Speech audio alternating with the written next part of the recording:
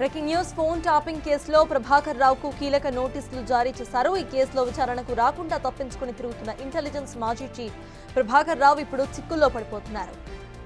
Proclaimed offender గా Prabhakar రావుని ప్రకటించేందుకు Nampally court నోటీసులను జారీ చేసింది. ఇంట్లో ఎవరూ లేకపోవడంతో ఈ నెల 20న ప్రభాకర్ రావు ఇంటికి నోటీసులు అంటించారు పోలీసులు. జూన్ 20 లోపు నాంపల్లి కోర్టులో హాజరు కావాలని ఆదేశాలు జారీ చేశారు. ఆలోపు కోర్టులో హాజరు కాకుంటే మాత్రం ప్రభాకర్ రావుని ప్రొక్లెయిమ్డ్ అఫెండర్ ప్రకటించబోతున్నారు నాంపల్లి కోర్టు. ఆ తర్వాత ప్రభాకర్ రావుపై చర్యలు కూడా తీసుకోబోతుంది కోర్టు.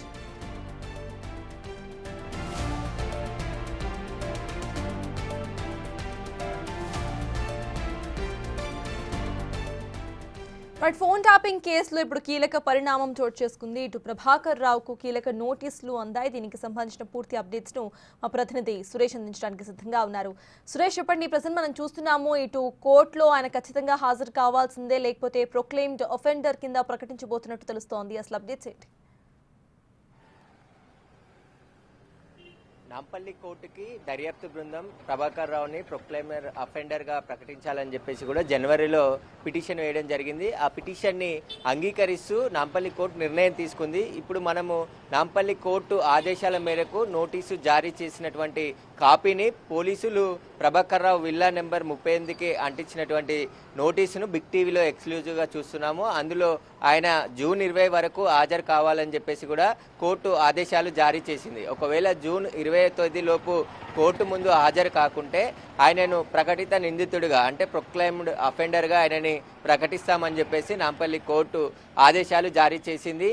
ఆ తర్వాత ఆయన రాకుంటే రెండు తెలుగు రాష్ట్రాల్లో ఉన్నటువంటి ఆయన ఆస్తులను కూడా పోలీసులు కోర్టు ద్వారా జప్తు చేసే అవకాశం ఉంటుంది. ఎందుకంటే నిందితుడు కావాలనే కుట్రపూరితంగా విచారణకు ఎదుర్కోకుండా వేరే దేశంలో దాక్కున్నాడు కాబట్టి అతనికి సంబంధించి మోస్ట్ వాంటెడ్ నిందితుడిగా అతన్ని ప్రకటించే అవకాశం కనబడుతుంది. ఆ తర్వాత ఆయనకు సంబంధించిన ఫోటోలను రైల్వే స్టేషన్లు, బస్ స్టాప్లు, పత్రికల్లో కూడా పోలీసులు ప్రకటన ఇచ్చే అవకాశం ఉంది. ఈయన మోస్ట్ వాంటెడ్ క్రిమినల్గా ఉన్నాడు, కేసులో ఫోన్ ట్యాపింగ్ కేసులో తప్పించుకొని తిరుగుతున్నాడు. ఎవరైనా కనిపిస్తే అతన్ని నేరుగా పబ్లికే పట్టుకొని పోలీసులకు అప్పచెప్పే అవకాశం ఉంటుంది ఈ నిందితుడిగా ప్రకటిస్తే. కాబట్టి నాంపల్లి కోర్టు చాలా కీలకమైన ఆదేశాలు జారీ చేసింది. ఆ నోటీస్నే ఇప్పుడు మనం ఎక్స్క్లూజివ్గా బిగ్ టీవీలో చూస్తున్నాం. ఎందుకంటే ఆయన ఇంట్లో విల్లాలో ఎవరు లేరు. ఆయన భార్య హైదరాబాద్లో ఉన్నప్పటికీ ఆ విల్లాలో ఉండట్లేదు. కాబట్టి ఆ విల్లాకి నోటీసులు అంటించి పోలీసులు అక్కడి నుంచి వెళ్ళిపోవడం జరిగింది.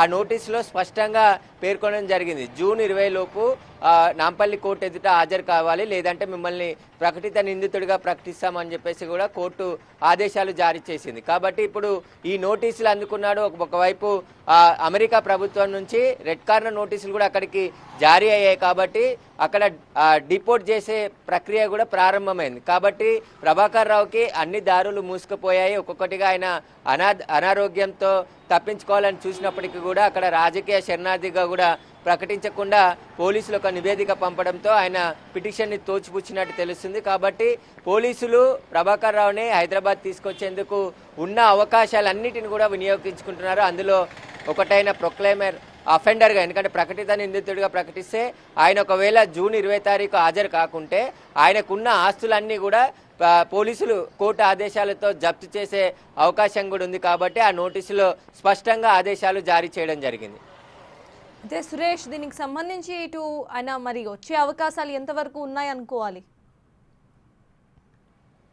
అంటే ఆయన రావద్దనే అమెరికాలో దాచుకున్నాడు. తాను అనారోగ్యంతో, క్యాన్సర్తో బాధపడుతున్నాను, నన్ను తెలంగాణ ప్రభుత్వం రాజకీయ కక్షలో భాగంగా కేసులు పెట్టి వేధించాలని చూస్తుందని చెప్పేసి కూడా అక్కడ అప్లికేషన్ పెట్టుకున్నాడు. కానీ ప్రభాకర్ రావు చేసినటువంటి ఫోన్ ట్యాపింగ్ వ్యవహారానికి సంబంధించిన పూర్తి ఆధారాలతో పోలీసులు అమెరికా ప్రభుత్వానికి కూడా నివేదిక పంపడం జరిగింది. ఎందుకంటే రెడ్ కార్నర్ నోటీసు ప్రక్రియ మొదలైంది కాబట్టి అతన్ని ఇండియాకి పంపించే ప్రక్రియలో అతను మళ్ళీ పిటిషన్లో ఉన్నటువంటి అంశాలను పేర్కొనే అవకాశం ఉంటుంది. కాబట్టి అందుకు అనుగుణంగానే పోలీసులు ఒక నివేదికను కూడా పంపించారు. ఆయనను రాజకీయ శరణార్థిగా గుర్తించొద్దు అని చెప్పేసి కూడా వాళ్ళు స్పష్టంగా ఒక నివేదిక పంపించడం జరిగింది. ప్రభాకర్ రావు హైదరాబాద్లో చాలామంది, అంటే పొలిటికల్ కావచ్చు, ఇటు జడ్జీలకు సంబంధించిన ఫోన్ నెంబర్లను కూడా ట్యాపింగ్ చేసి వారి వ్యక్తిగత జీవితాల్లోకి వెళ్ళి చాలా మందిని బ్లాక్మెయిల్ చేసి బెదిరింపులకు దిగారని చెప్పేసి కూడా పోలీసులు గుర్తించారు. వాటికి సంబంధించిన పూర్తి వివరాలతోనే అక్కడ ఇంటర్పోల్ సహాయంతో అమెరికా ప్రభుత్వానికి కూడా నివేదిక పంపడం జరిగింది. ఖచ్చితంగా ఇప్పుడు ప్రభాకర్ రావుని ఇండియాకు రప్పించేందుకు ఉన్నటువంటి అన్ని ప్రయత్నాలు పోలీసులు చేస్తున్నారు కాబట్టి త్వరలోనే ప్రభాకర్ రావుని ఇండియాకు రప్పించి ఈ కేసులో విచారిస్తే అనేక విషయాలు బయటకు వచ్చే అవకాశం ఉంది. ముఖ్యంగా రాజకీయ నాయకుల పేర్లు బయటికి వస్తే వారికి నోటీసులు ఇచ్చి విచారించి వారి పాత్ర ఉంటే వారిని కూడా ఈ కేసులో అరెస్ట్ చేసి రిమాండ్కి తరలిస్తామని చెప్పేసి దర్యాప్తు బృందం అధికారులు చెప్పారు ఇప్పటికే. కాబట్టి ప్రభాకర్ రావు నోరు విప్పితే ఈ ఫోన్ ట్యాపింగ్ కేసులో అనేక విషయాలు బయటకు వచ్చే అవకాశం కనబడుతుంది.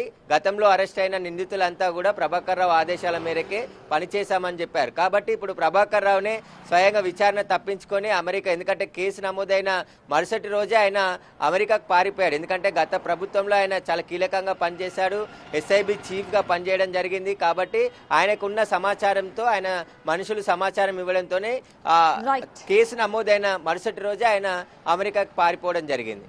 Right, thank you Suresh.